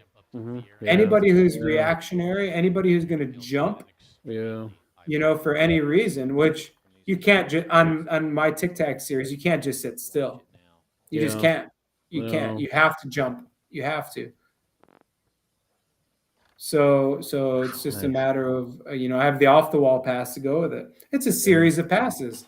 It's a wall pass, an off the wall pass, and off the wall back down to the wall, and off the wall fake back down to the wall, brush up. Yeah, right. And now the latest one that I've incorporated and the European is off the wall fake back down to the wall. I'm sorry, the off the wall fake back to the wall. Instead of brushing it up, let it drift a little bit further. And now I'm working it to the middleman. Yeah. Right. So it's just an evolution of passes that build off of each other. It's a series. That's what a series is, right? Love it, man. It's great. But like look at the. Remember, I talked about the evolution of foosball from 2002 until 2023. Look at the speed. Look at the look at how fluid the game is as far as the execution. Right. Look at that. Look at these passes are so much faster. It's also the options from your 2 to the 5 have like added. Well, I don't want to exaggerate. There's just so much more dimension to it. Like where you're passing it to, the different places that you're putting the ball, the shots, the clears, the passes to the 3-bar. It's crazy. Yeah, but there's no hesitation, right? Yeah. In the early days, like when I was playing, I was really I was nervous, right? And after 20, now looking back, like almost 30 years of playing, and after so many countless titles and tournaments and situations that I've been in, you don't care anymore, right? The outcome, win or lose, it's not the same as it used to be, right? It after I lost that match, I was devastated. Like I was like depressed. I would have nightmares. I would go home. I would wake up at home out of a sound sleep, like dreaming about foosball. I was devastated about losing that particular match. And it would, like I said, it haunted me. That ball going pull side back into my own goal, I dreamt about it over and over. Now, when I lose a match or lose a tournament, I don't feel the same way about it. Yeah. Right? Yeah. Okay. However, the fact that I'm not afraid to lose anymore makes me more dangerous because I don't give a shit. Yeah, I've been in every possible situation on a foosball table that you could be on. I've been up 4-0. I've been down 4-0. I've come back from 4-0. 4-0 come back. Whatever. I've been up 4-0 and lost. Whatever. The situation doesn't matter because I've been there. I've done that, and I'm not afraid of the moment. Look at Todd. Think about how long Todd's been playing foosball. And in a big situation, there's nobody that I'd rather have the ball. How many times have you seen Todd pull it over and do an open hand pull kick bank on Yeah, match I was ball. about to say that. I was about to You say know, that. Yeah, he yeah, doesn't yeah, give a shit, yeah, which is yeah, scary as an yeah, opponent. If I'm yeah, playing against him, to know like there's no yeah, fear in this guy, he's willing to just let it fly and do yeah, anything. That's yeah, scary. You know, yeah. I want someone to be hesitant. I want him to be scared. Someone who just fucking Yeah, rolls the dice and says fuck yeah. it. Yes, So there's, now I'm that guy, and it's great. It's a yeah, great feeling to not care, yeah, right? yeah. No, that's good. Granted, There's still a sense of urgency about you, in the sense that it's your livelihood. I think you can see it. I mean, but I get yeah, it. I still don't get me wrong. Yeah, I still care. yeah, yeah, I yeah, still care, but I'm not afraid to lose. That's the yeah, difference. yeah, I want to win, but I'm not afraid to lose. yeah, yeah. And that's the key is people are afraid to lose. Dude, this is the So Tornado Championship, and we're going into the home stretch here of everything, including this podcast. Up to this point, you've been one step ahead of Tommy. He got a game from you, but you've been one step. You shot like a quick push kick or a quick on the fly shot. You're like one step ahead of him. Do you feel the moment like he's reeling, like he's backpedaling? How are you feeling right now about this match? in this particular match, again, I was never comfortable because I wasn't comfortable with the table. Mm-hmm. Right, I'm not comfortable with Tornado at this point because I just come from 8 months of only Leonhardt. I just come from the Leonhardt World Championships. I'm tired. You know, I'm fatigued because I just played 5 days with 800 players, and now I just flew. I had a flight delay, so I actually didn't. I wasn't able to get to the tournament as soon as I'd like to kind of rest and recuperate. So I was never really comfortable, but defensively I felt strong, right? And Yeah, I'll like defensively on the 5 bar, I wasn't chasing, right? You see how I'm just kind of floating and I'm just playing a timing type defense? This is the difference. I went into it with a different perspective, you know, defensively. yeah, Um, and I was going to do what I was going to do no matter what, starting in that reverse, challenging that pull side, switching. And I feel just loose and free because I feel good defensively. yeah, Spredeman picking up the pace here. But just look at the ball control compared to that last video. You know, just how fast everything is. You know, the pace, the tempo is so much faster. And he does here. It's 1-1. So basically in this match, that was my main goal, is to let him know that I'm challenging the push, make him guess to shoot at my guy at the push, to kind of shoot blindly. Spredeman won the first. Won the second. Spredeman won game 3.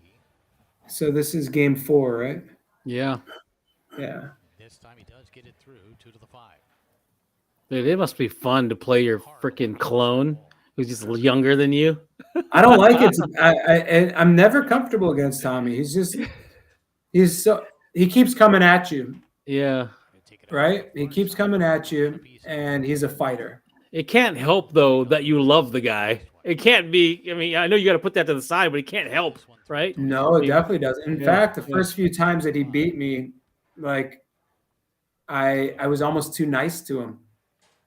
Right? Like I'm the fact that I really like, I love Tommy. He's such a Yeah. good kid that it hurts me. Like when I like somebody, I'm a little bit lighter on him, you know, and that's Yeah. I don't know.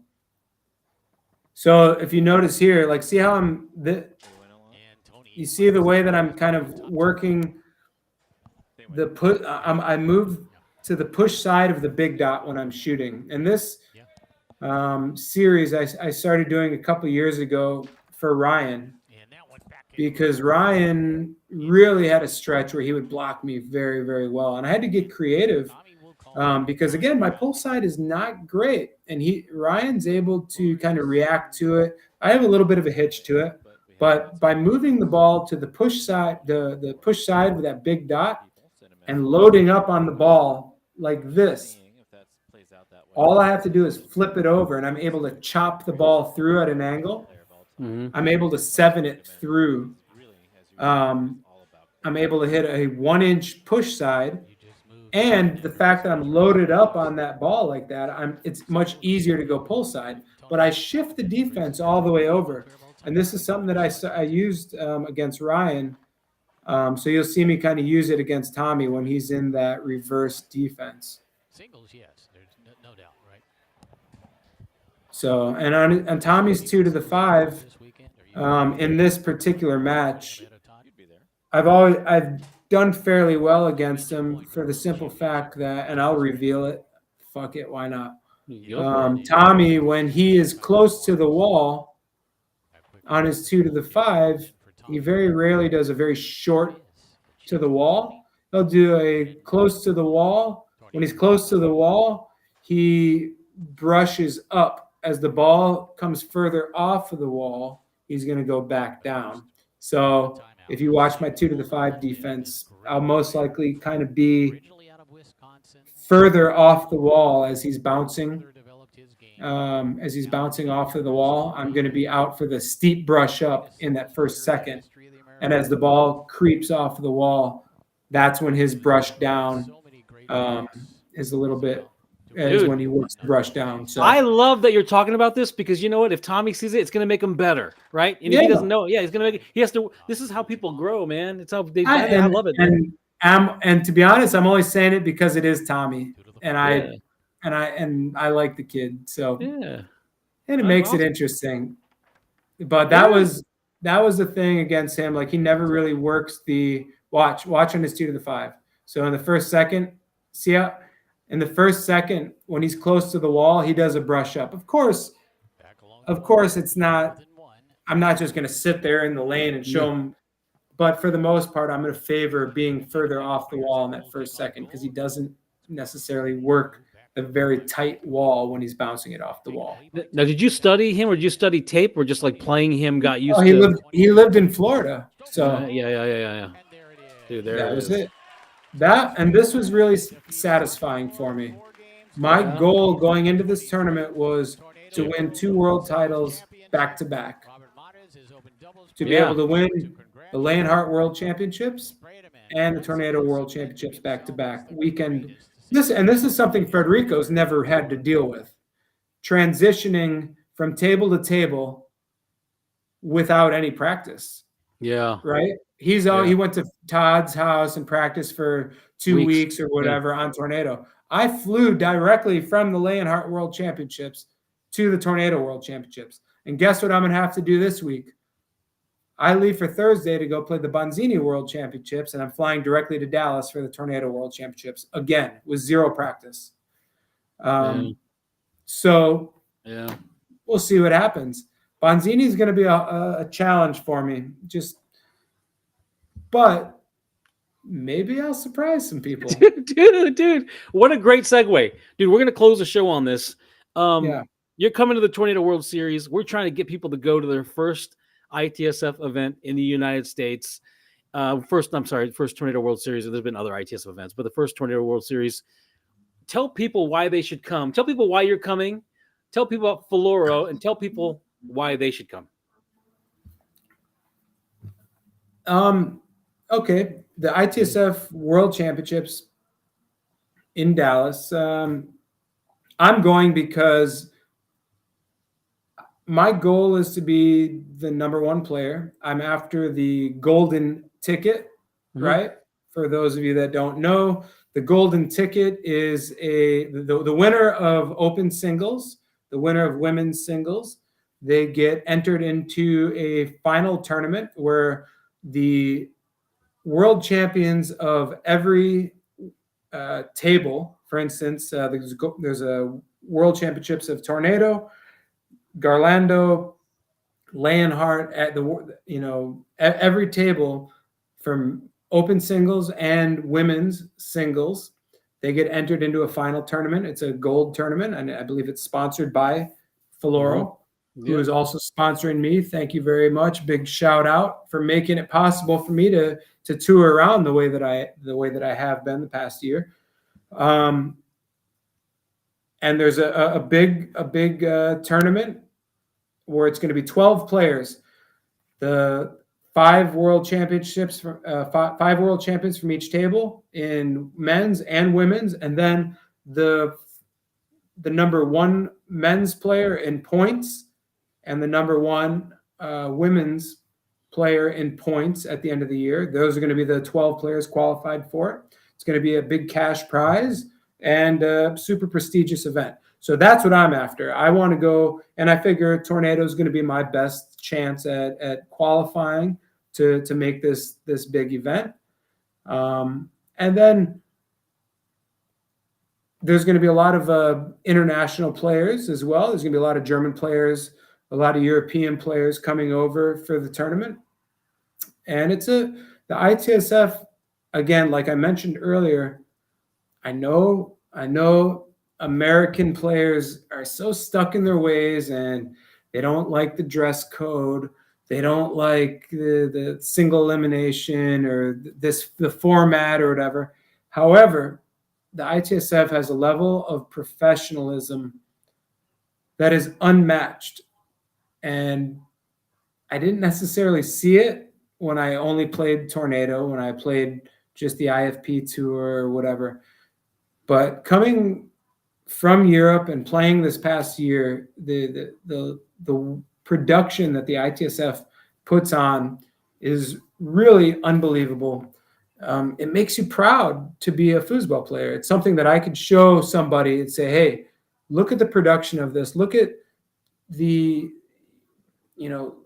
especially in Europe, the amount of players and the way things are put on, the structure of the tournaments.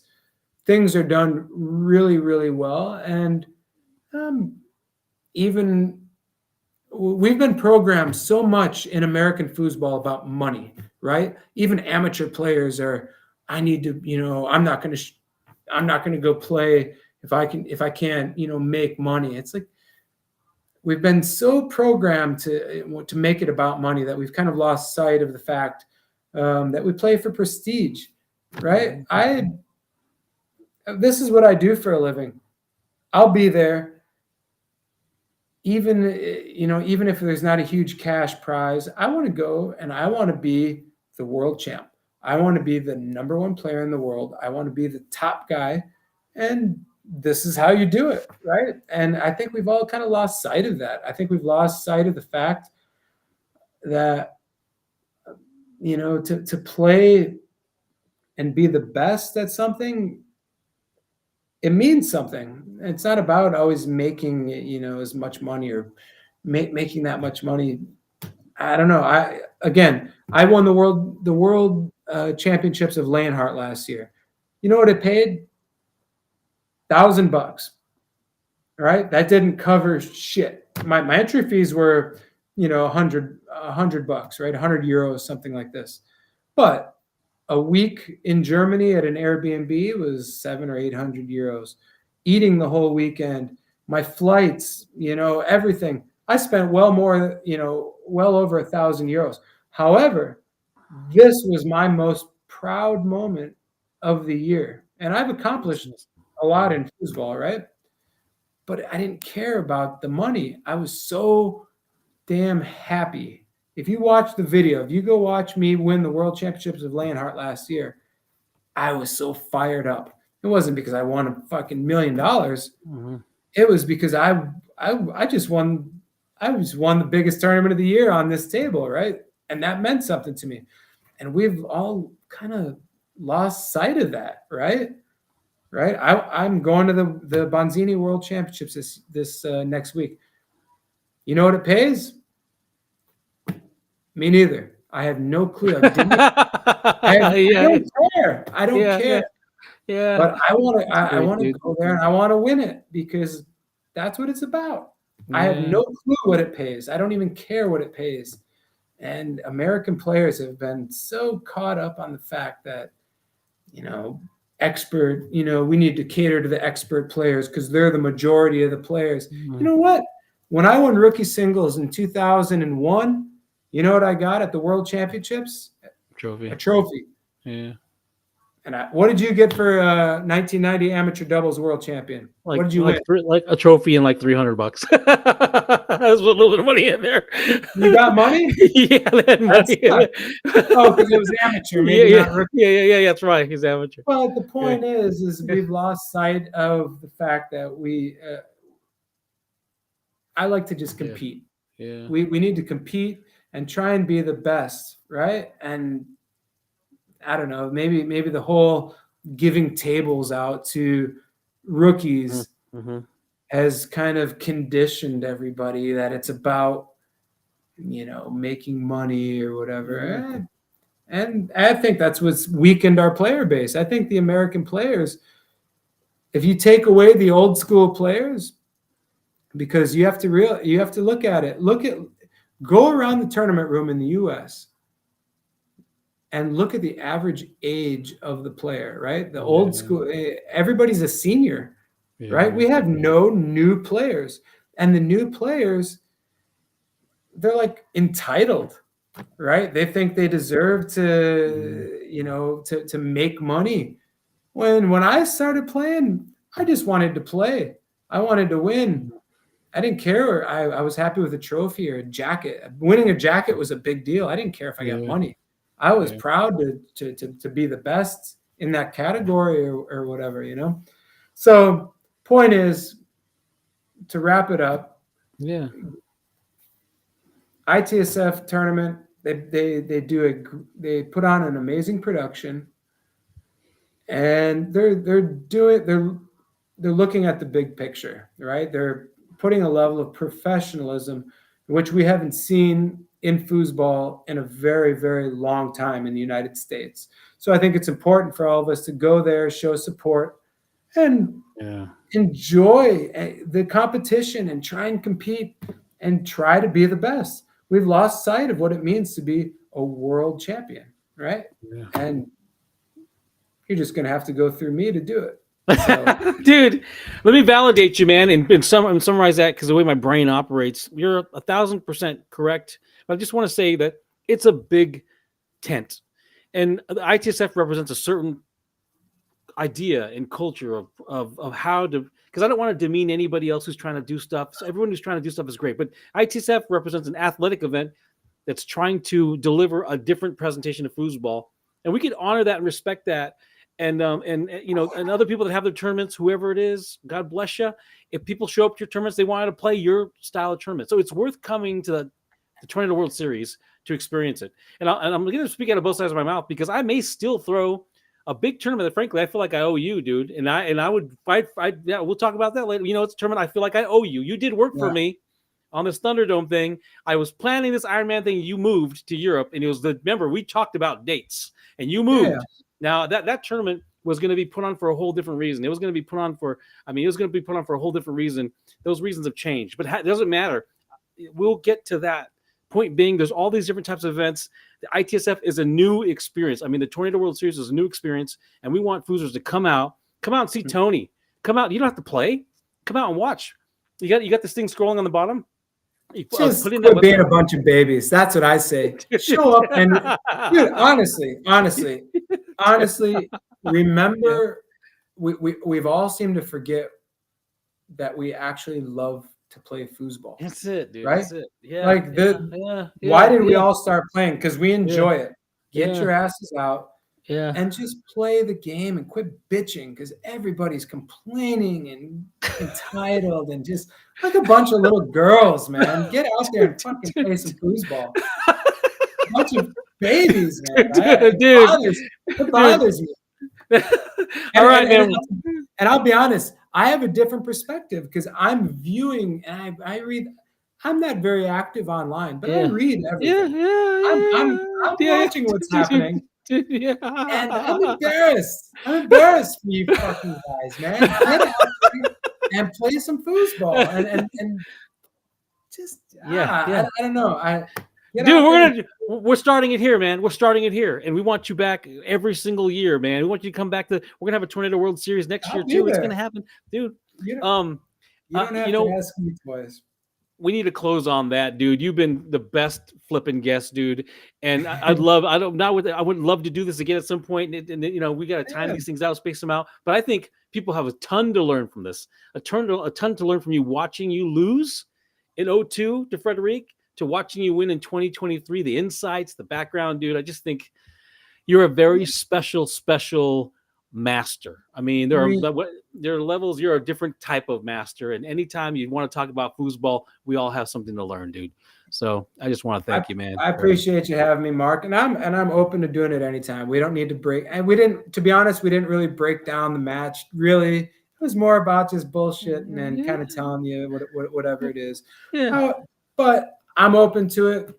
Yeah, Write dude. down a list of questions. I think it's really cool if we can maybe do Q&As, people typing in or whatever. I'd be up for something like that. The time difference is a little bit tough because it's yeah. It's 1 a.m. Yeah, dude. 1 a.m. Dude. But all good. I appreciate you having me, and I really look forward to seeing everybody in Dallas. And for everybody who's rooting for me, I'm an underdog in Bunzini, absolutely. But I'm going to go in there with guns a-blazing and try to surprise some people. Dude, I put in some time, and I'm feeling pretty good. So everybody wish me luck for this next weekend, and we'll see what happens. Dude, and look forward to seeing everybody. Dude, appreciate you, Tony. Thank you so much for joining us. All right. Cheers, man. That was Tony Spredeman, the greatest of all time on Tornado. He's going to be at the Tornado World Series. He's going to be at Bonzini World Series the weekend before. You heard it. It's like you talk about evolution, and he used the word evolution of his game and evolution of his brain and evolution of the sport, and him coming full circle to a place where it was an American idea of what it means to play foosball tournaments, and now getting over there across the ocean. And he's like, let's get back to why we play. We play because we love the game. Just show up and play. It's not like, the more choices, the better. So show up and play. And I want to end it on that, man. Thank you again, Tony. I hope we could do this more often in the future, and then we'll support you, promote you, be an advocate for you. You're the best, dude. That's episode 9, Pandemonium. There are levels with Master Tony Spredeman.